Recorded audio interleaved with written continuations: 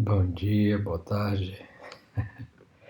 Meu nome é Marcos Mota, sou professor da Universidade de Brasília, Departamento de Artes Cênicas. O que eu vou trazer para vocês agora é uma pequena parte de uma pesquisa que eu venho desenvolvendo há 3 anos com financiamento do CNPq sobre Kandinsky.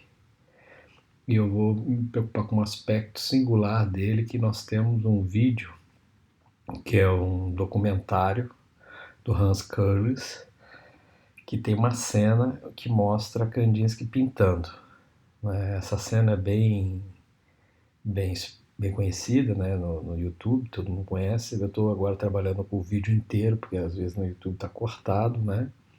Então o que eu vou apresentar? Eu vou apresentar esse vídeo, cenas do vídeo, e vou comentando, né?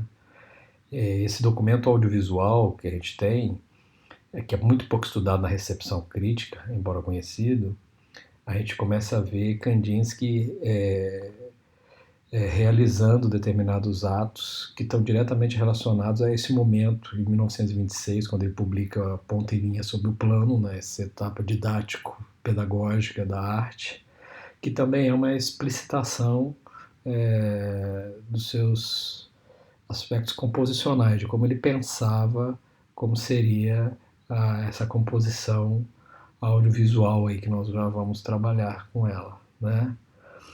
Então, o que eu vou trabalhar aqui é comentando etapas, cenas, partes desse vídeo, né? A partir de um conceito que é o do plano básico que ele desenvolve nessa época, que ele vê a tela, né, como um espaço no qual o artista ele tem que compreender as relações que são prévias ao ato de composição, essas relações espacializadas, e o artista vai contracenar com essas forças que existem nesse espaço. E uma imagem muito clara disso é que ele compara como uma partitura. Então, na partitura nós temos o eixo vertical, o eixo horizontal, e as decisões do pintor, do artista visual na tela, elas são homólogas ao do compositor, ao que escreve também na partitura, entendeu? Tanto a partitura como a tela, elas compartilham justamente do que? Desses elementos pré-composicionais ou pré-referenciais aí, tá bom? Então vamos começar no vídeo, né? Então começamos com a assinatura, uma marca desses vídeos didáticos que, em vários pintores, né? Então, interrompendo, na filmagem o foco é a tela do quadro, sua superfície material que recebe as rápidas pinceladas de Kandinsky. Inicialmente temos uma figura que será o eixo da pintura em preto e branco, ocupando a diagonal esquerda alta, direita baixa. Essa figura, um alongado retângulo, é formado principalmente por duas retas paralelas que se fecham embaixo com um semicírculo. Então vamos ver Kandinsky em performance fazendo essa figura que se relaciona com o espaço, né, na tela. Essa vai ser a figura de ponto de partida. Esse método de adicionando elementos em correlação, como em uma improvisação que retoma materiais prévios, é o que domina as etapas posteriores. A partir dessa figura, começa a ver os outros atos.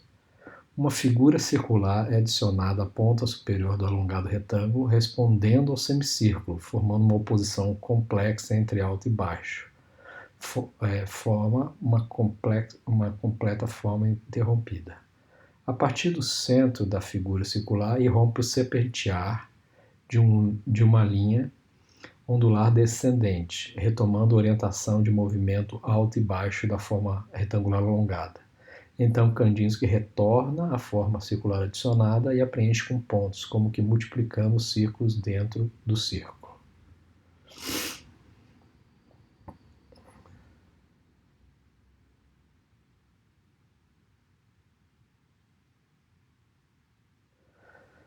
Essa figura serpenteada que nós vimos, né?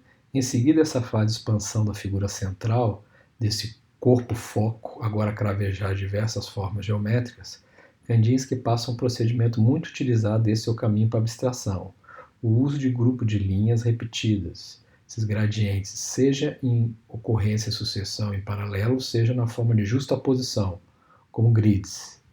É de se notar que no grid inferior central, Kandinsky insere 7 traços em sequência como 7 notas musicais. Nós vamos chegar agora, ele vai inserindo os gradientes.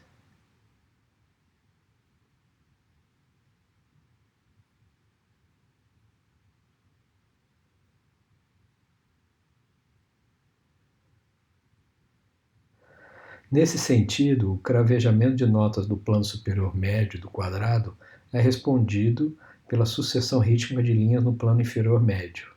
Ainda, Kandinsky insere na superfície da mesma seção inferior média mais retas paralelas em repetição, retomando 3 retas que havia pintado na esquerda alta do quadro.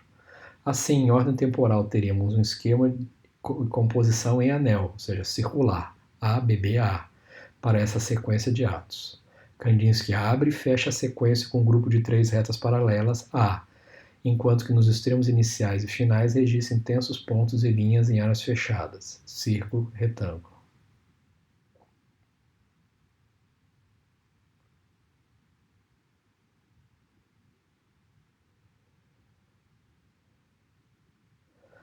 O próximo movimento da pintura em performance de Kandinsky pode ser definido em termos de acabamento do trabalho. Aqui o pincel intensifica formas já previamente realizadas, espessando-as ou preenchendo espaços dentro das figuras. Mas, mais ainda que inserir novos elementos, trata de retomar o já pintado e modificar seu status inicial. Após essa etapa, teremos então o produto final. Concluindo, como se pode observar, o trabalho de Kandinsky é o de uma escrita que se aproxima do ato de registro de imaginações orientadas por diversos tipos de materialidade, como a literária, pictória e musical. A divisão da totalidade da performance em momentos e decisões criativas demonstra o encadeamento de atos bem caracterizáveis. 1. A relação do ato expressivo com a superfície da tela, com suas relações prévias. 2. A inserção de elementos ou formas em negociação com essas relações prévias. 3. A inserção de elementos ou formas por meio da relação entre si. Para que esse processo criativo encontrasse sua coesão, Kandinsky procedeu a 1. Produção de um foco de orientação recepcional a partir da distribuição de uma forma ou um grupo de figuras. 2. Variação da inserção dos elementos e formas na tela. 3. Retroalimentação, o aproveitamento e redefinição dos elementos e formas já inseridos. No resultado, não vemos uma paisagem natural, uma criatura humana ou um evento histórico. Temos o conjunto de decisões criativas em sequência no eixo do tempo, tornando visíveis operações composicionais. É isso. Muito obrigado. Com vocês, então, o final da pintura.